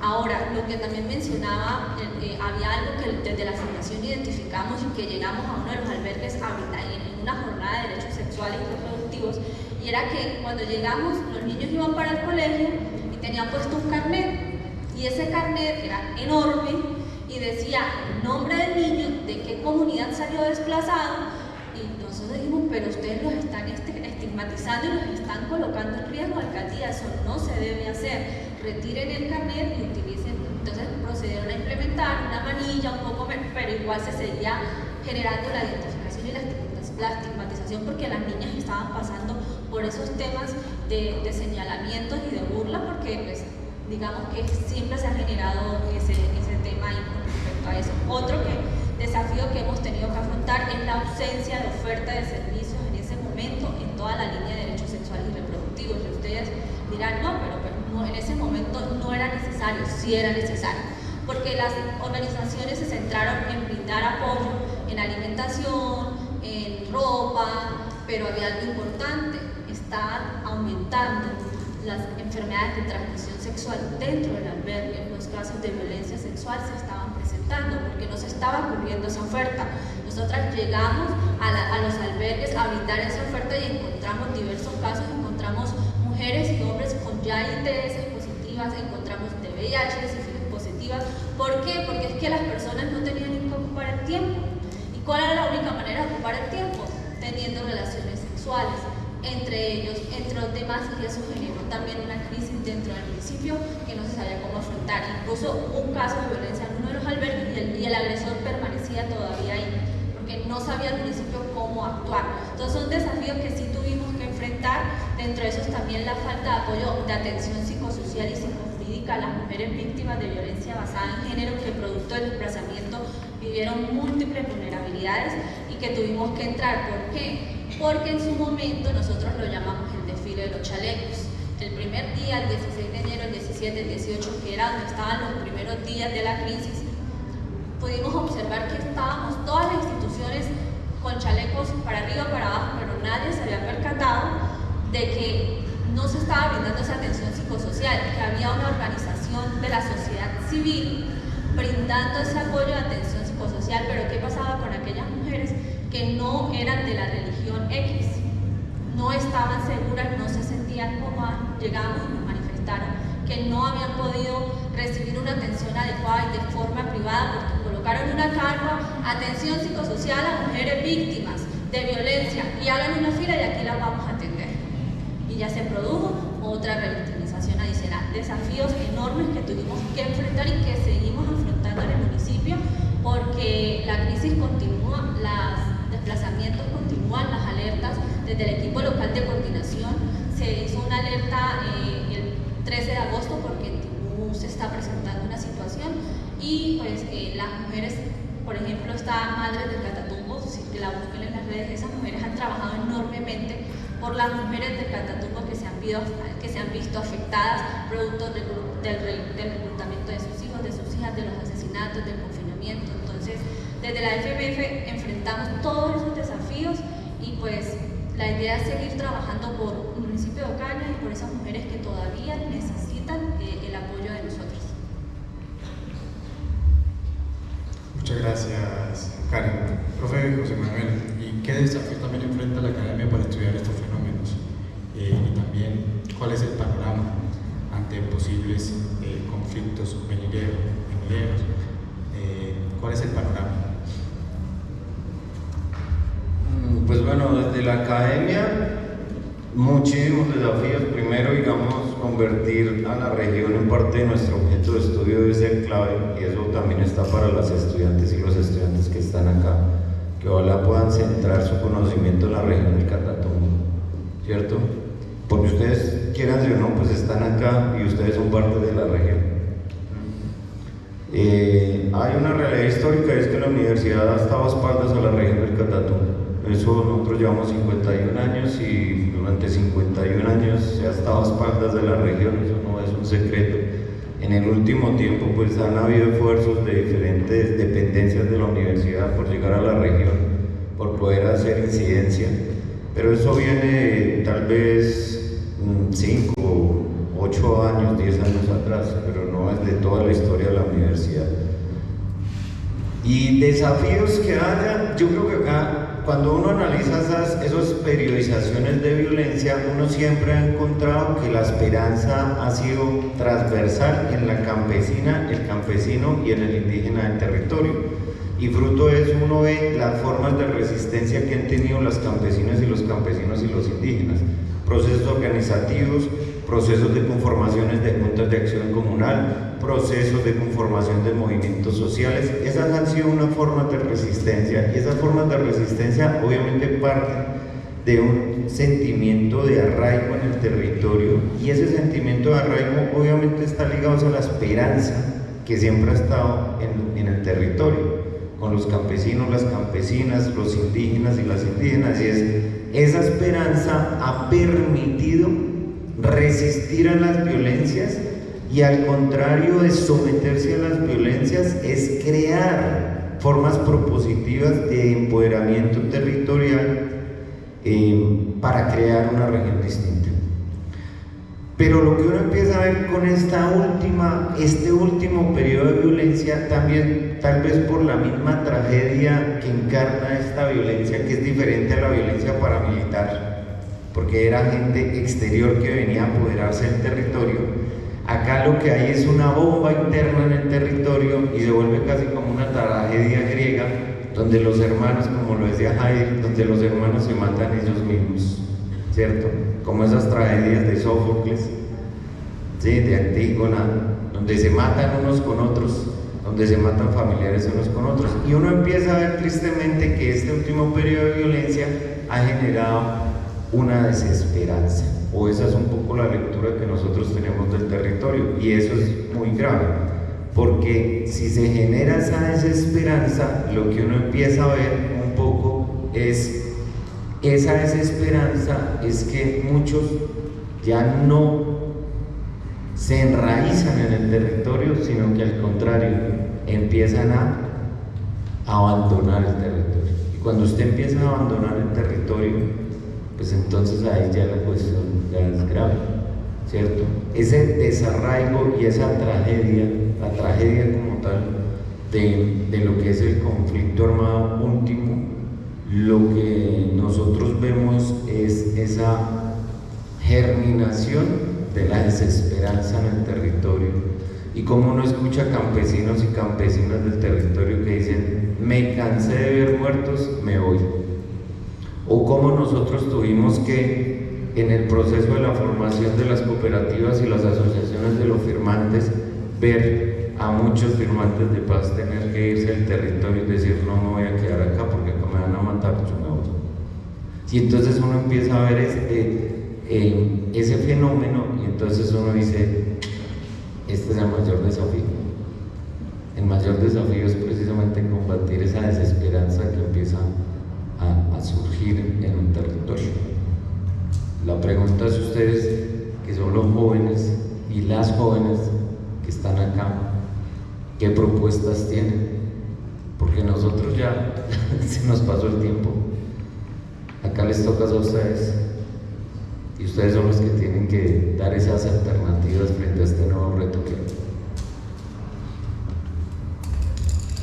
Muchas gracias, profe José Manuel. Y Jair, ¿qué retos, qué desafíos vos como firmante de paz tiene la implementación del acuerdo de paz en el Catatumbo? ¿Cuál es el panorama del acuerdo de paz? Bueno, en este tema, me voy a revisar acá. Ya se le va. En este tema, pues es un tema, decirlo, es complejo, no quisiera ni cómo decirlo, pero hay que decirlo. Porque soy uno de los cuales, pues gracias a la sociedad que me ha dado la oportunidad de conocer lo que no pude conocer desde niño, desde joven. Ahorita tengo la oportunidad de estar en una cantidad de escenarios, de ir a ministerios, hasta el Parlamento, ha tenido la oportunidad. Y se da uno de cuenta cuál es la complejidad. Y con esto que voy a decir, jóvenes, profesores,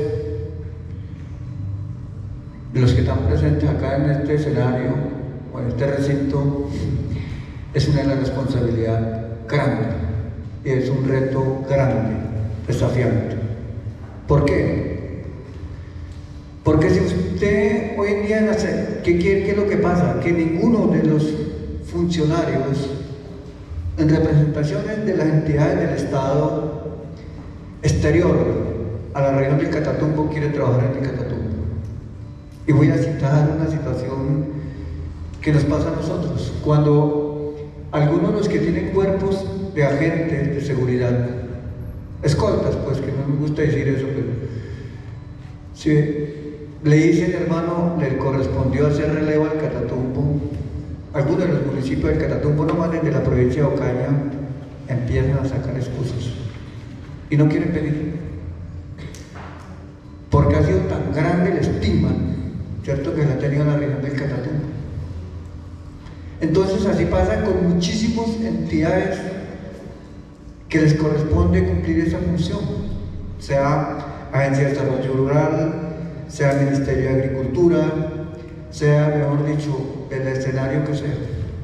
Pero hemos visto que una de las alternativas concretas que las cuales como firmantes pues, hemos surgido es que cuando se trata de contrataciones para ese funcionamiento sea gente de la región del Catatumbo, porque es la que ha demostrado, sí, que han sido como correlacionados, porque es la misma gente de ese Catatumbo que ha estado de una u otra manera conviviendo y enfrentando la situación del mismo Catatumbo, del mismo conflicto, ¿cierto? Entonces saben cómo va. Por ejemplo, si usted dice, nota por aquí Juan, ¿cierto? Bueno, hay que hacer una visita o hay que hacer una capacitación al municipio de Acariza, en Calixto, créame que va. Y se va como con esa, ¿cómo le digo? Con esa resignación a enfrentarse a la situación que toque. Pero resulta, porque yo fui presidente de una vereda que se nombró El Cobre, cuando hicieron un cambio de docente y lo mandaban de por allá de Popayán. Y créame que fue casi la mitad del año que no hubo clases en esa sede de educación, en esa escuela. ¿Cierto? O sea, ahí empecé a comprender, y eso lo hemos dicho en todos los escenarios afuera, pero no la oportunidad. Entonces creo que para la implementación del acuerdo de paz es una cuestión desafiante, ¿cierto? Y es así. Porque cuando nosotros nomás lo vemos en forma asociativa como Codepaz, y aquí no me van a mentir los profes que han participado, por ejemplo, lo más en la estrategia de sostenibilidad, en alianzas productivas, todas esas cuestiones, y casi nadie, o sea, cada ratico se programa para ir a hacer la visita y no se puede, por el tema del conflicto, el tema de seguridad, el tema, entonces yo lo decía en algún momento, si no se invierte donde está el conflicto, entonces, ¿a dónde? Y lamentable, lancé una frase que de pronto ofendí, pero dije, y si no se entiende, no se atiende dentro del medio del conflicto, no se puede invertir en Colombia, porque lamentable Colombia, la mayoría de Colombia es insegura. Discúlpame esta palabra, pero es así. Dije, tocará ir a Martes. De pronto, como no hay humanidad, pues no haya violencia, hay situaciones. Y eso es lo que esperamos nosotros, que dentro del cumplimiento del acuerdo de paz para un pan. Por ejemplo, uno de los desafíos dentro del cumplimiento del acuerdo de paz es el derecho a la tierra, al campesinado, que tanto lo ha esperado.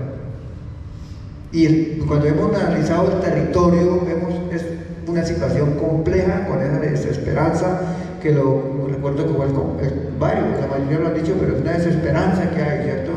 Una incredibilidad que hay.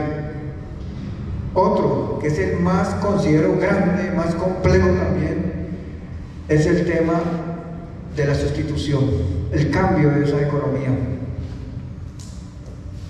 que es doloroso decirlo, pero es la verdad, es lo que ha generado sangre y lágrimas en la región del Catatumbo. Y se lo está diciendo alguien que conoce y conoció la realidad de allá, porque hay que decirlo en concreto, los actores armados insurgentes no les ha quedado grande, y lo digo desde mi lugar, me quedó grande, nunca me autorizaron a reconocerlo, pero esa ha sido la financiación, a cómo es la financiación de los campesinos, cómo es la educación, a cómo es la comida, a cómo es la tierra, a cómo es todo, que lo ha sido para los campesinos, ha sido lo que ha sucedido, las lágrimas de sangre que ha tocado quedar. Eso es, y es un desafío grandísimo. Y considero que desde esta universidad es que se puede implementar, hacer. Cuando aquí aquellos jóvenes empiecen a crear, tenerle amor a lo ilícito, porque yo aquí de empezar siempre tuve amor, pero que ya lo decía en el otro escenario que estuve, desde que vine, anduve en la granja de la universidad, me enamoré y dije, tengo que tratar de hacerlo. Sé que no hay dimensión, pero eso lo hemos tratado de hacer, y créame que es uno de los escenarios que nosotros podamos llevar al territorio, porque nadie se quiere venir a estas ciudades, porque yo fui uno de los que tenía preocupaciones grandísimas, y lo compartí a muchísimos presidentes de junta en el momento, que fueron los que me respaldaron para estar en la región del Catatumbo, y lo decía, si toda la mayoría de la región del Catatumbo se sabe la población que irá a comer ocaña, así lo decía con mucho respeto. ¿Sí me entienden? Y que ir a comer la misma sociedad que se viene de acá, porque también hay que decirlo con mucha realidad. Frente a esa implementación del acuerdo de paz hay que sensibilizar esta situación, que no es que se escuche un tiro o un rumor y la gente a veces cree que saliendo de la ciudad se va a solucionar todo. Es lo contrario. Dentro de eso, lo que se nombra la seguridad integral, que eso está en el punto 5 del acuerdo de paz, que esa seguridad no es una fuerza pública, no son unas aeronaves de guerra, ¿cierto? Es cómo hacerlo con la comunidad, y yo lo considero como uno desafiante, que fueron lo que se pudo hacer, que el doctor lo conocí, fue por allá, ¿cierto? Cuando fuimos a esos refugios humanitarios, que fue el conflicto del EPL, y eso nos vio que la gente desde su vereda, desde su refugio humanitario, iba aunque sea a sostener su cultivo. En el día iba y trabajaba allá, que yo escuchaba los disparos, a veces corre otra para su refugio, pero el que se viene para la ciudad, por Dios, es una situación compleja, y eso es un desafío. Yo considero que dentro del cumplimiento del acuerdo de paz hay que trabajarle duro por la seguridad integral, que es eso. Eso sería, caballero.